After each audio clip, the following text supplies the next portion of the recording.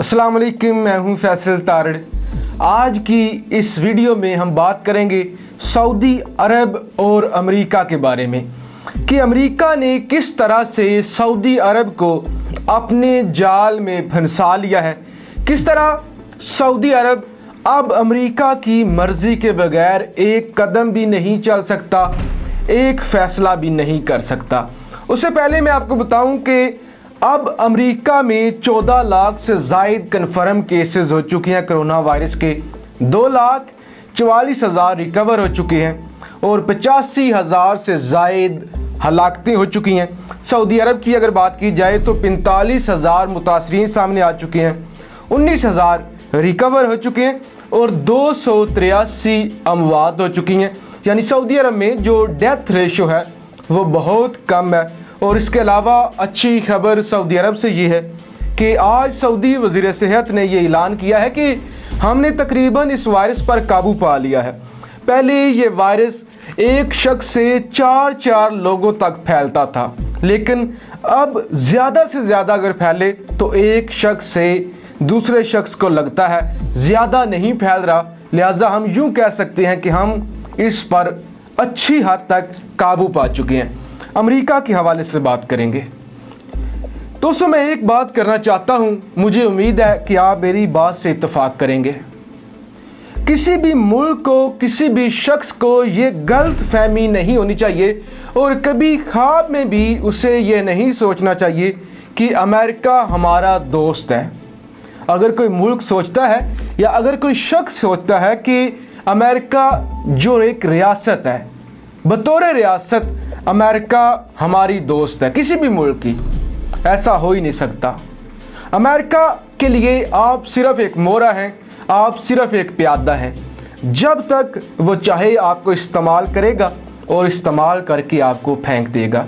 लिहाजा कभी भी गलत फहमी किसी को भी नहीं होनी चाहिए, चाहे भारत, चाहे सऊदी अरब, चाहे पाकिस्तान हो, चाहे अशरफ गनी जैसे लोग हों, किसी को भी ये गलत फहमी नहीं पाल लेनी चाहिए।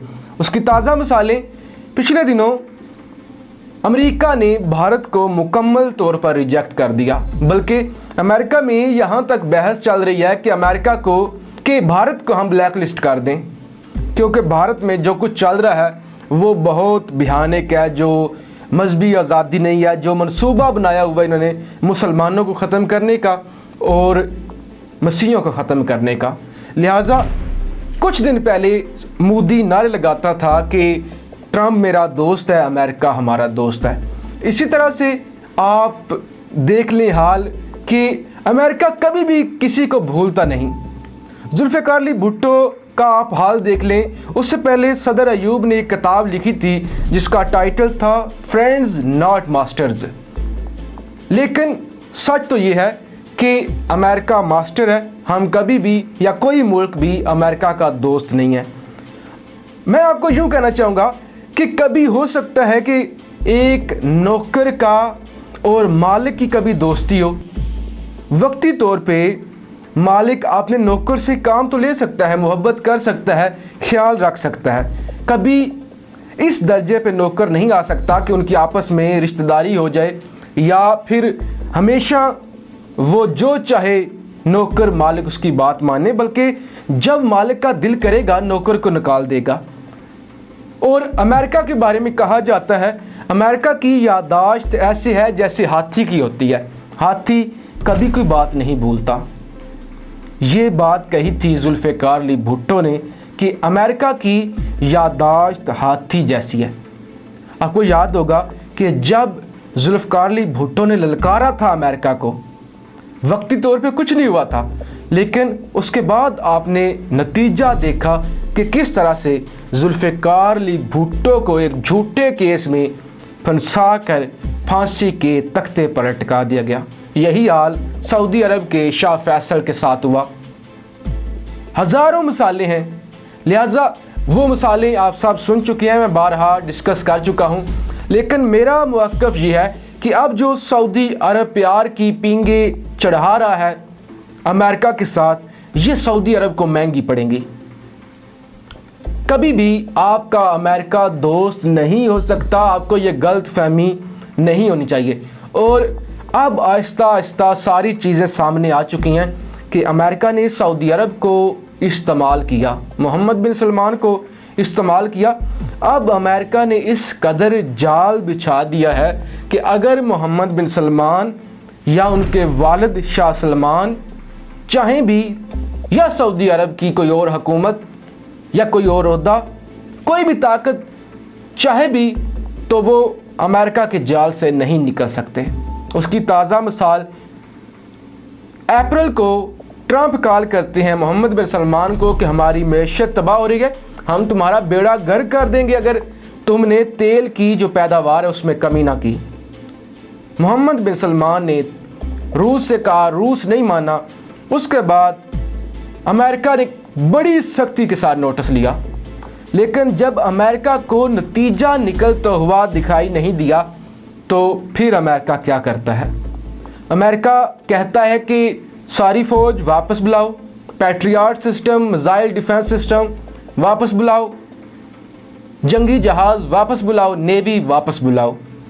फिर होश ठिकाने आती है सऊदी अरब की और दूसरे ही दिन शाह सलमान ट्रंप को कॉल करती हैं, तरले मिन्नतें सब कुछ होती हैं और उसके बाद ट्रंप मान जाते हैं। अब खेल आगे निकल चुका है। इससे पहले मैंने एक वीडियो की है अफ़गानिस्तान के ऊपर, उसके अंदर मैं थोड़ी सी इस हवाले से डिस्कशन कर चुका हूँ सऊदी अरब के और अमेरिका के हवाले से, लेकिन अब मैं उसको एक नए पहलू के साथ डिस्कस करना चाहता हूँ जो कि नई रिसर्च सामने आई है। दोस्तों, पहले नंबर पे तो अमेरिका ने जमाल काशगजी की सूरत में मोहम्मद बिन सलमान को अपना गुलाम बना रखा है कि मुकम्मल सबूत अदारों के पास हैं, अमरीकी अदारों के पास हैं कि जमाल काशगजी जो कि सऊदी सहाफ़ी था, तुर्की में कत्ल हुआ था, उसके पीछे मोहम्मद बिन सलमान का हाथ है। लिहाजा यूँ मोहम्मद बिन सलमान और उनके वालिद गुलाम बने हुए हैं अमेरिका के, क्योंकि अगर ये अमेरिका के आगे नहीं झुकते तो फिर सज़ाए मौत भी हो सकती है आलमी अदालत से। लिहाजा अब सबसे बड़ा ख़तरा ये भी है सऊदी अरब के लिए। लेकिन FBI जो कि अमरीकी एजेंसी है, उसकी जानिब से एक रिपोर्ट सामने आई है जिसमें ये कहा गया है कि 11 सितंबर 2001 को जो 9/11 हुआ था, वर्ल्ड ट्रेड सेंटर तबाह हुआ था, उसके पीछे जो हाथ था वो सऊदी अरब का था। पहले तो कहा गया ना कि अफ़गानिस्तान की सरज़मीन इस्तेमाल हुई, उसामा जो हैं वो अफ़गानिस्तान में रहते हैं। फिर कहा गया कि एबटाबाद से 2011 में उसामा को हमने गिरफ़्तार किया और कत्ल कर दिया। लेकिन अब FBI कहती है कि मसूद अहमद अल जराह नामी जो शख्स हैं, जो कि 2001 में और उससे पहले ऑफिसर थे, सफारतकार थे और सऊदी अरब की जानिब से इस्लामी जो अमूर है उन पर उनकी ड्यूटी थी, मदरसों की, मसाजिद की वो ड्यूटी संभालते थे। सऊदी अरब की जानिब से फ़ंड जारी किए जाते थे अमेरिका को वहाँ पे इस्लाम फैलाने के लिए। उनके पास 2 मुतनाज़ा बंदे थे जो एजेंट्स थे, एक का नाम फ़हद अल तिमरी है, दूसरे सऊदी एजेंट का नाम उमर अल बयूमी है। उमर अल बयूमी और ये जो फ़हद अल तिमरी है, ये दोनों हाईजैकर थे। इन्होंने सऊदी अरब के तैयारे हाईजैक किए, तैयारे वर्ल्ड ट्रेड सेंटर के साथ टकराए। उसके बाद 2 तैयारे मज़ीद हाईजैक किए गए जो कि एक पेंटागन के करीब गिरा, एक जंगल में गिरा और दोनों तबाह हो गए। 9/11 के दिन 3000 अमरीकी और बैरूनी मुल्क के जितने भी लोग थे वो हलाक हुए, 6000 ज़ख्मी हुए और 10 अरब डॉलर का नुकसान हुआ। और जितना मुसलमानों का नुकसान हुआ वो आप हिसाब नहीं लगा सकते। सिर्फ़ और सिर्फ पाकिस्तान का इस जंग की वजह से 200 अरब डॉलर से ज़ायद का नुकसान और 70,000 से ज़ायद जाने गई। अब अमेरिका फंसा रहा है, जिस तरह से उन्होंने फंसाया था अफ़गानिस्तान को और पाकिस्तान को, अब वो फंसा रहा है सऊदी अरब को कि आप इन्वॉल्व थे। अगर आपने हमारे साथ कोई ऊंच नीच की तो आपका हाल भी अफ़गानिस्तान जैसा होगा, आपका हाल भी इराक जैसा होगा, आपका हाल भी शाम जैसा और यमन जैसा होगा। तो लिहाजा बुरी तरह सऊदी अरब अमेरिका की चालों में फंस चुका है। इतने सालों के बाद रिपोर्ट सामने लाने का मकसद क्या है?